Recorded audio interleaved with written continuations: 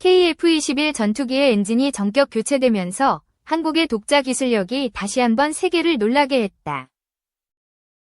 이번에 탑재된 국산 엔진은 기존의 성능을 뛰어넘는 램제트 기술을 적용해 마하 3.14 이상의 비행속도를 기록하며 세계 최첨단 전투기 엔진으로 자리 잡을 전망이다. 특히 이번 발표에서는 한국이 자체 개발한 램제트 엔진이 기존 기술과는 차원이 다른 3중연소 신기술을 적용한 것으로 밝혀져 더욱 큰 주목을 받고 있다. 한국은 그동안 전투기 엔진 기술에서 자립을 이루기 위해 꾸준한 연구를 진행해왔으며 마침내 이번 KF-21에 국산 엔진을 탑재하는 데 성공했다. 기존의 터보팬 엔진을 완전히 대체하는 이 새로운 국산 엔진은 연소 효율을 극대화하고 내구성을 향상시키면서도 초음속 비행을 가능하게 하는 최첨단 기술을 적용했다. 특히 3중연소 시스템은 기존의 단순 연소 방식과 비교해 압도적인 출력을 자랑하며 이를 통해 KF-21은 세계 최강의 속도와 기동성을 확보하게 되었다. 미국과 유럽 주요 방산업체들조차 한국의 엔진 개발 속도와 기술력의 놀라움을 감추지 못하고 있으며 특히 램제트 기술이 특허 등록을 통해 독자 기술로 보호된다는 점에서 큰 의미를 가진다. 이번 KF-21 엔진 교체는 단순한 업그레이드가 아니라 한국이 전투기 엔진 분야에서 자주 국방을 실현했다는 점에서 역사적인 의미를 가진다.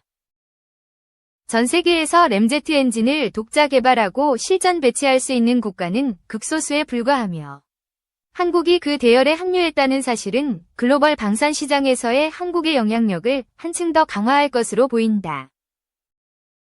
이전까지 한국은 KF-21 개발 과정에서 미국의 F414 엔진을 사용해야 했으며 핵심 기술 이전이 이루어지지 않아 한계를 겪어야 했다. 그러나 이제는 한국산 엔진을 탑재함으로써 외부 기술 의존도를 완전히 탈피하고 독자적인 전투기 개발 역량을 확보하게 되었다. 국산 엔진이 적용된 KF-21은 기존 모델보다 월등한 기동성과 항속거리를 갖추게 되었으며 향후 수출 경쟁력도 대폭 강화될 것으로 예상된다. 특히 중동과 동남아를 비롯한 여러 국가들이 KF-21에 관심을 보이고 있으며 국산 엔진 탑재 이후 해외 수출이 더욱 탄력을 받을 것으로 기대된다. 한국은 이번 국산 엔진 개발을 계기로 차세대 전투기뿐만 아니라 무인기, 극초음속 미사일 등 다양한 첨단 무기 개발에도 박차를 가할 전망이다. 이번 KF-21 국산 엔진 교체는 단순한 기술적 성취를 넘어 한국이 세계 최강의 방산 강국으로 자리 잡는 중요한 이정표가 될 것으로 보인다. 앞으로 KF-21이 국산 엔진을 장착한 채 실전 배치되고 글로벌 시장에서 한국의 기술력이 어떻게 평가받을지 전 세계가 주목하고 있다. 한국의 국산 항공 엔진 개발 사업이 미사일 기술 통제 체제뿐 아니라 미국의 국제무기거래 규정과 수출관리 규정이라는 겹겹의 국제 규제 속에서 추진되고 있다. MTCR은 대량 살상무기 운반 수단인 미사일과 무인 항공기의 확산을 막기 위한 국제 협약으로 1987년 미국 주도로 설립되었고 한국은 2001년에 가입했다. MTCR은 사거리 300km, 탄두 중량 500kg 이상의 미사일과 무인기의 수출 및 기술 이전을 통제하며 순항 미사일은 탄두 중량만 제한하는 것이 특징이다. MTCR 이 회원국 간의 신사협정 성격을 띠는 반면 미국의 ITAR와 이어은 법적 구속력을 가진다는 점에서 큰 차이가 있다. ITAR는 군용 물품 및 기술의 수출입을 엄격하게 규제하며 이어은 군용과 민간용으로 모두 사용 가능한 이중 용도 품목의 수출을 통제한다. 특히 미국 기술이 조금이라도 포함된 품목의 경우 제3국에서 생산된 제품이라도 이어의 적용을 받을 수 있어 한국의 항공 엔진 개발에 간접적이면서도 광범위한 영향을 미칠 수 있다는 점에 주목해야 한다. 이처럼 복잡한 국제 규제 환경은 한국의 국산 항공기 엔진 개발에 복합적인 영향을 미친다.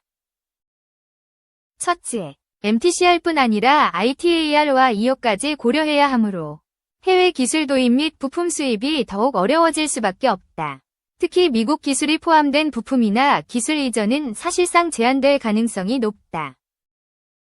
둘째, 이러한 복잡한 국제 규제 환경은 역설적으로 자체 기술 개발의 중요성을 더욱 부각시키는 계기가 된다. 해외 기술 의존도를 낮추고 독자적인 기술 경쟁력을 확보하는 것이 장기적인 경쟁력 확보에 필수적이기 때문이다. 셋째, 이러한 제약 속에서 가능한 국제 협력을 신중하게 모색해야 한다. ITAR 및 EO의 영향을 받지 않는 국가와의 기술 협력이나 공동 연구 개발 등을 통해 기술적 한계를 극복하는 전략이 필요하다. 넷째, MTCR은 무인기 또한 통제 품목에 포함하고 있으며 이어 역시 무인기 관련 기술에 적용될 수 있어 장거리 무인기용 고성능 엔진 개발에 이중의 제약으로 작용할 수 있다는 점도 간과해서는 안 된다. 한국은 현재 한국형 전투기 KF-21 사업을 통해 자체 엔진 개발에 상당한 노력을 기울이고 있다. KF-21에 탑재되는 F414 엔진은 미국의 GE 에비에이션사로부터 기술 이전을 받아 국내에서 생산하고 있으며 이를 통해 엔진 설계 및 제작 기술을 축적하고 있다는 점은 매우 긍정적이다. 또한 한국항공우주산업 KAI과 한화에어로스페이스를 중심으로 터빈 엔진 핵심 부품 국산화 및 차세대 엔진 개발 연구가 활발하게 진행되고 있다. 두산에너빌리티는 국방과학연구소와 협력해 항공 엔진 개발에 나서며 고온화 연소기 개발의 일환인 시제작 및 리그 시험을 지원한다. 하지만 이러한 노력에도 불구하고 다음과 같은 과제들을 시급히 해결해야 한다. 첫째, 고온 부품 소재, 냉각 기술, 정밀 가공 기술 등 핵심 기술 확보를 위한 정부 차원의 전략적인 투자가 절실하다. 둘째, 엔진 개발에는 전문적인 지식과 경험을 갖춘 인력이 필수적이므로 장기적인 관점에서 엔진 개발 전문 인력을 양성하고 축적된 기술력을 유지할 수 있는 시스템 구축이 시급하다. 셋째, 엔진 개발은 막대한 비용과 시간이 소요되는 장기 프로젝트이므로 정부의 지속적인 R&D 투자 확대와 기술 개발의 불확실성을 감수하는 정책적 지원이 반드시 필요하다. 넷째, ITAR과 EO의 영향을 최소화하면서 기술 협력을 추진할 수 있는 새로운 파트너십 발굴이 중요하다.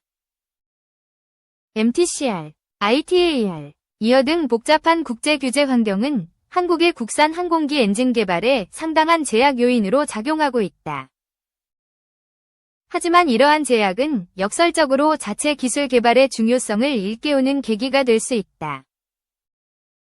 정부의 적극적인 지원과 산학연의 유기적인 협력을 통해 핵심 기술 확보, 인력 양성, 국제협력 다변화 등의 과제를 슬기롭게 해결해 나간다면 한국은 궁극적으로 항공 엔진 기술 자립을 이루고 항공산업 경쟁력을 한 단계 더 도약시킬 수 있을 것으로 전망된다.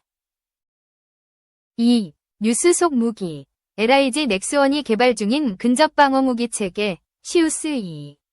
UAE 관심 속에 지상용 다목적 CIWS 사업도 조기 추진. 지난달 19일 국회 국방위원회 소속 국민의힘 유용원 의원실에 따르면 방위사업청, 이하방사청은 현재 LIG 넥스원이 개발 중인 함정용 근접방어무기 체계 시우스-2를 기반으로 지상용 다목적 CIWS 개발에 나설 계획이다. 함정의 최후 방공 무기 체계인 CIWS가 지상용으로 개발돼 북한 장사정포와 무인기를 막아내는 최종 병기가 될 전망이다. CIWS는 함대공 미사일 등 다른 방공 시스템을 통한 요격에 실패했을 때를 대비해 근거리에서 함대함 미사일 등을 요격하는 수단이다. 주로 기관포를 사용해 날아오는 미사일을 요격하는데 해군이 현재 운용하는 CIWS는 미국 레이시온의 펠렁스, 네덜란드 탈레스의 골키퍼 등으로 구성돼 있다.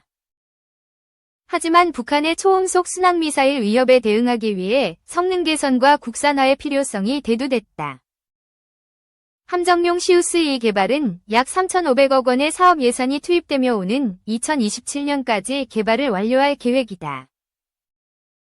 그동안 네덜란드 탈레스와 제휴해 골키퍼 창정비 사업을 지속하면서 핵심 기술력을 확보해온 LIG 넥스원은 시우스-2 사격 통제 소프트웨어와 전투체계 등을 직접 개발하면서 KF-21 사업을 통해 확보한 능동 전자식 위상 배열 레이더와 30mm 기관포를 장착해 사거리와 반응 속도, 화력이 CIWS보다 월등히 향상될 것으로 알려졌다. 우리 군은 이 함정용 시우스의 진화적 개발 전략을 적용해 지상에서도 다양하게 활용하는 지상용 다목적 CIWS 사업을 조기에 추진할 예정이다. 미군도 함정용 CIWS를 지상용으로 개조한 대공 방어 시스템인 시램을 실제 운용하고 있는데, 시램은 로켓 곡사 포박격포, 드론 등을 요격할 수 있다. 유용원 의원은 최근 북한이 신형 자폭 드론을 공개하고 신형 단거리 탄도미사일과 장사정포 배치로 서울과 수도권을 위협하고 있다, 라며 북한의 벌떼 드론, 대량의 탄도미사일과 방사포 공격 가능성이 현실화하는 상황에서 함정의 최후 방공무기인 시우스-2를 지상용 다목적 CIWS로 개량해 수도권 대공방어에서 최후의 방패로 운용할 필요가 있다고 언급했다.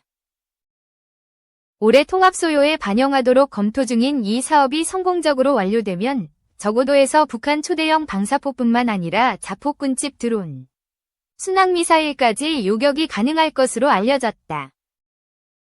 북한의 장사정포가 기존 170mm, 240mm에서 유도 기능을 갖춘 240mm, 300mm, 600mm 초대형 방사포로 다변화고도화됨에 따라 지상용 다목적 CIWS가 실전 배치될 경우 장사정포 위협에 대응하기 위한 수도권 대응방어태세도 더욱 보강될 전망이다. 게다가 현재 운용 중인 CIWS는 관통탄약만을 사용하고 있어 특히 군집 드론 대응이 어려운데 CIWS-2에는 전방분산탄이 탑재될 예정이다. 올해 신속시범 사업을 통해 개발이 시작될 30mm 전방분산탄은 표적 전방의 일정 거리에서 탄약의 전방으로 방출된 자탄이 원심력에 의해 넓게 퍼져 미사일보다 크기가 작고 다수가 날아올 수 있는 군집 드론이나 장사정포에 효과적으로 대응할 수 있는 수단이다. 한편 지난 4일 유용원 의원이 국회에서 주최한 국내외 함정사업 발전적 추진 방향 모색을 위한 토론회에서 아랍에미리트가 시우스에 관심을 보인 사실이 밝혀졌고 정통한 소식통에 의해 추가 확인됐다. 관련 전문가들은 UAE가 이란 해군의 미사일, 드론 등에 대응하기 위해 시우스-2위 능력에 주목하는 것으로 분석했으며 개발 중인 무기체계에 관심을 표명하고 도입을 검토하는 것 자체가 매우 이례적이라는 평가도 나온다. 이처럼 시우스-2는 국산화 개발이 완료되면 그 자체로 함정의 마지막 대공 방어체계 성능을 획기적으로 강화하는 의미가 있는 데다. 지상용 다목적 CIWS로 조기에 개량될 경우 군 지휘시설, 공군 활주로 등 거점 방어에 효율적으로 활용될 수 있어 다양한 안보적 목적 달성은 물론 방산 수출의 새로운 효자 종목으로 자리 잡을 가능성도 조심스럽게 점쳐지는 분위기다.